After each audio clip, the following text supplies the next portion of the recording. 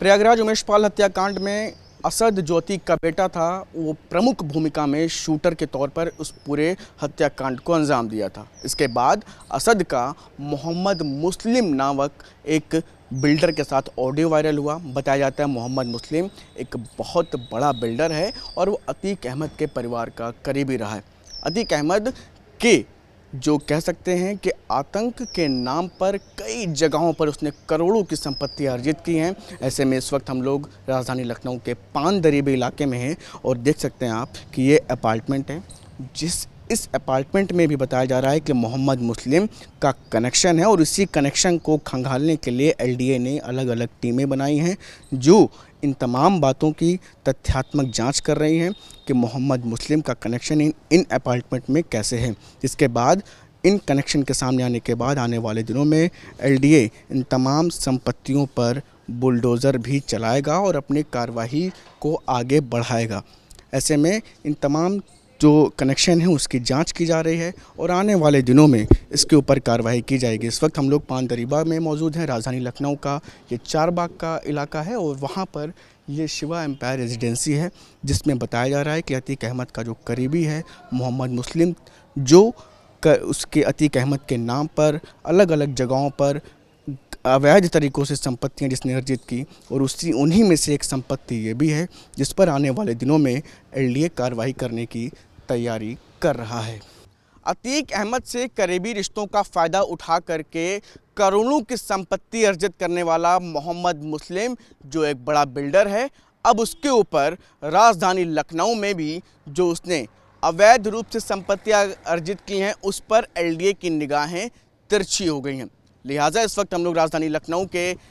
उसी जगह पर मौजूद हैं जहां पर मोहम्मद मुस्लिम ने ये अपना बैंक्वेट तैयार किया है और बताया जाता है कि अतीक अहमद से जो उसके करीबी रिश्ते रहे हैं उन्हीं का फ़ायदा उठा करके लोगों को धमका करके उससे जो पैसा अर्जित होता था, यहाँ तक कि अतीक की भी काली गाढ़ी कमाई को भी इसी तरह से अलग अलग जगहों पर संपत्तियाँ बनाने में वो इन्वेस्टमेंट के तौर पर लगाता आया है। ऐसे में अब इन अलग अलग जगहों पर जहां पर उसने इस तरह से संपत्तियां बनाई हैं, अपार्टमेंट्स बनाए हैं, बैंक्वेट्स बनाए हैं, उनके ऊपर कार्रवाई की तैयारी है। इस वक्त हम लोग मौजूद हैं उसी जगह पर। ये राजधानी लखनऊ का रजनी खंड का एरिया है। यहां पर आप देख सकते हैं कि ये बैंक्वेट मोहम्मद मुस्लिम के द्वारा तैयार किया गया और अब इसके ऊपर आने वाले दिनों में एलडीए इन तमाम तथ्यों की जांच करेगा और जांच करने के बाद इसके ऊपर कार्रवाई करने की, ध्वस्तीकरण करने की, बुलडोज़र चलाने की, यहाँ तक कि इसको सील करने की तमाम तरह की कार्रवाई करने की तैयारी भी है। लिहाजा इससे संबंधित एलडीए की तरफ से तमाम अधिकारी इसको लेकर के अपनी जांच भी कर रहे हैं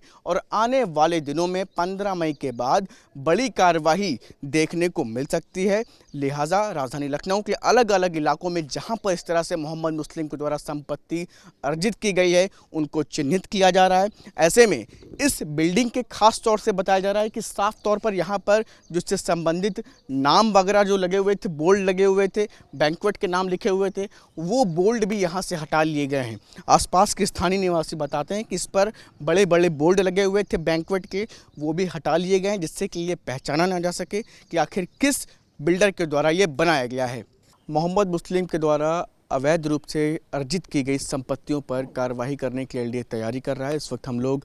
तीसरे ऐसे अपार्टमेंट पर मौजूद हैं जो मोहम्मद मुस्लिम जो अतीक अहमद का करीबी बिल्डर था उसके द्वारा इस तरह से जो अलग अलग संपत्तियाँ अर्जित की गई हैं उन्हीं में से एक संपत्ति ये भी है। बताया जाता है कि अतीक अहमद जो ख़ास तौर से उसका करीबी मोहम्मद मुस्लिम था, मोहम्मद मुस्लिम लगातार अतीक अहमद के नाम का उपयोग करता था और उसके बाद लोगों को दबंगई के साथ उनके साथ इस तरह से संपत्ति अर्जित करके उस पर इस तरह से अपार्टमेंट, होटल और बैंक्वेट्स उसने तैयार किए हैं। बताया जाता है कि अतीक अहमद की भी काली कमाई इन अपार्टमेंट्स में लगी है। ऐसे में अब उन तमाम लिंक्स और तमाम जो जुड़े हुए कनेक्शन हैं उसकी भी जांच एलडीए कर रही है और उसके बाद आने वाले दिनों में इन अपार्टमेंट्स और बैंक्वेट्स के ऊपर कार्रवाई करने की तैयारी भी चल रही है।